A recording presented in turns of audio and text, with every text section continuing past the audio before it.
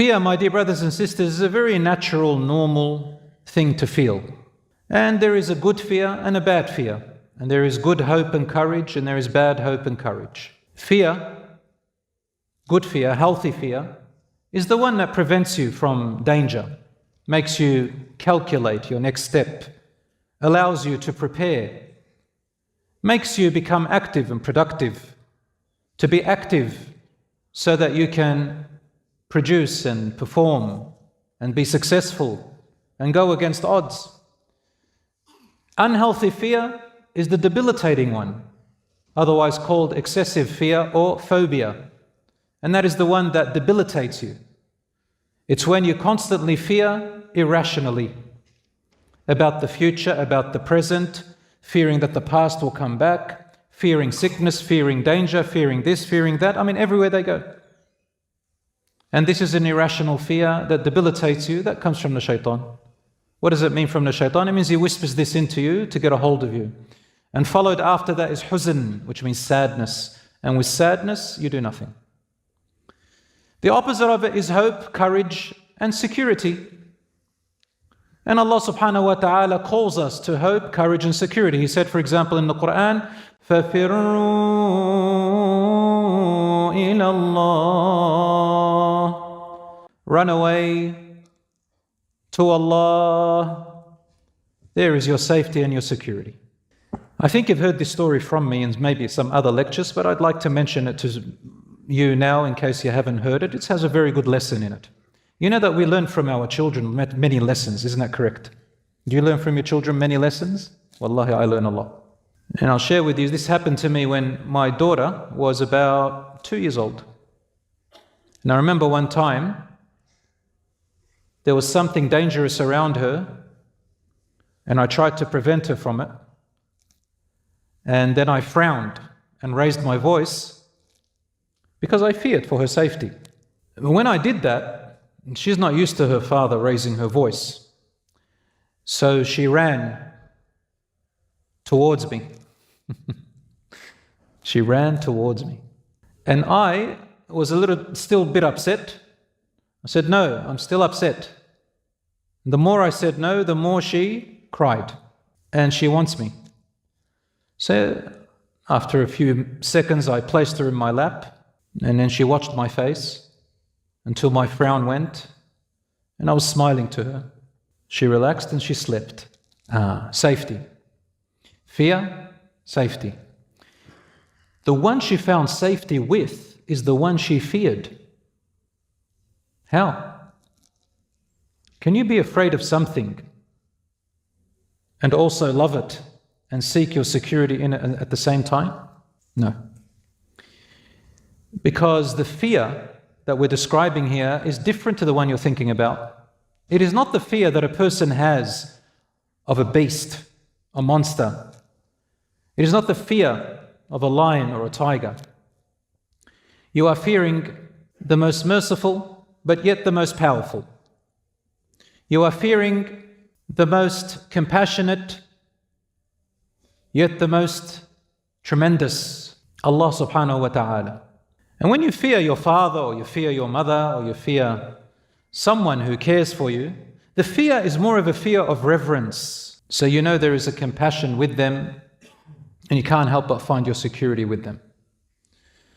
Fearing Allah is a type of fear that you fear to lose the love that you felt with Allah. It's innate. Just like I realized my daughter lost something that she used to feel, and that is the closeness of her dad to her. When she got it back, she calmed down. When she felt it was disconnected, she was afraid. She's alone. When the Prophet Muhammad sallallahu alayhi wasallam died, the amount of attachment and trust that the companions had to the Prophet Muhammad sallallahu alayhi wasallam is unmatched. It's indescribable. The revelation from the heavens used to descend, and he used to recite the Quran. And Allah used to said in the Quran, Allah will never punish them or torture them while you are among them. Muhammad sallallahu alaihi wasallam, while you are among them. When he died, they felt that they were vulnerable. maybe Allah's punishment, maybe Allah's torture, because He used to say in the Quran, Allah will not punish them or torture them while you are among them, وَأَنْتَ فِيهِمْ, while you are among them. And He will continue to forgive them while you are among them. So when He died, sallallahu alayhi wasallam, the whole Medina was shaken with fear, mixed with sadness and crying. One man said, if it is true, I don't want to see again, because he's the last one I want to see. Another man, Ali radiallahu anhu, is narrated to couldn't speak anymore. Another man couldn't walk anymore, couldn't get up. Umar radiallahu anhu stood and said, whoever dares to say he died, I will hit him with my sword. He only went to God the way Moses went for 40 days. He'll be back. So when you're in fear and sadness, your rationale and your logic gets blocked off. And subhanallah, your mind channels you sometimes to negativity, and it yearns for safety. So the companions couldn't remember except the verses that made them more afraid because of the vulnerability and the death of the Prophet sallallahu alaihi wasallam. Umar radiallahu anhu, for example, forgot all the verses at that point, or couldn't recollect them except the one about Moses going to God and coming back. Who was the only one who brought them back to their senses? Abu Bakr radiallahu anhu, as-Siddiq. He stood up and he said, "Man kana ya'budu Muhammadan fa inna Muhammadan qad mat." Whoever used to worship Muhammad sallallahu alayhi wa alihi wa sallam, then he has died. He's returned to Allah. وَمَنْ كَانَ يَعْبُدُ اللَّهَ فَإِنَّ اللَّهَ حَيٌّ لَا يَمُوتُ. But whoever used to worship Allah, then Allah is living forever and He never dies. And then he recited, وَمَا مُحَمَّدٌ إِلَّا رَسُولٌ قَدْ خَلَتْ مِنْ قَبْلِهِ الرُّسُلُ. And Muhammad is none but a messenger like the messengers that passed away before him. أَفَإِن مَاتَ أَوْ قُتِلْ. If he dies or was killed, انقلبتم على أعقابكم, you turn against all your hope and even your convictions. وَمَن يَنْقَلِبْ عَلَى عَقِبَيْهِ فَلَنْ يَضُرَّ اللَّهَ شَيْئًا. Whoever wants to do that and turn away cannot harm Allah in any way. وَسَيَجْزِي اللَّهُ الشَّاكِرِينَ. Allah will reward those who show gratitude. So who are we worshipping, brothers and sisters? Who do we find our safety net with? Who do we put our trust in? Who would we put our confidence in His plan? Who is the one who's always there for you? Who is the one that you should assume well of Him? Who is the one that you should show gratitude to? People or the creator of people? The creator, Allah subhanahu wa ta'ala. And that is why Allah subhanahu wa ta'ala, they forgot the other verses. And when Abu Bakr radiallahu anhu reminded them, he came to Umar radiallahu anhu, and Umar radiallahu anhu had fallen to his knees and crying when he heard that verse of the Quran. And he said, I've memorized the whole Quran.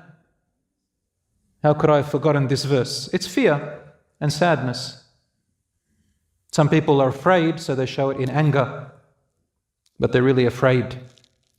Some people are afraid, but they show it in sadness, but they're really afraid. Some people put on a show of confidence, but they're really afraid. Some people are nervous, but they're really afraid, and so on. And Umar radiallahu anhu said this, and the rest of the companions calmed down. They remembered what Allah subhanahu wa ta'ala said, وَإِذَا سَأَلَكَ عِبَادِي عَنِّي فَإِنِّي قَرِيبٌ. And if my worshippers ask you about me, I am always close, I am always close, I am always close. So my dear brothers and sisters, we recite every day in the Salat, 5 times a day, many times, Surah Al-Fatiha. Right in the beginning we say, all gratitude and praise and thanks is to Allah, Ar-Rahman Ar-Rahim, the most merciful, whose mercy never runs out. Why does Allah tell us to recite this all the time? Because He wants to tell us to connect among all His names and attributes, to connect to those 2 names and attributes more often in our life.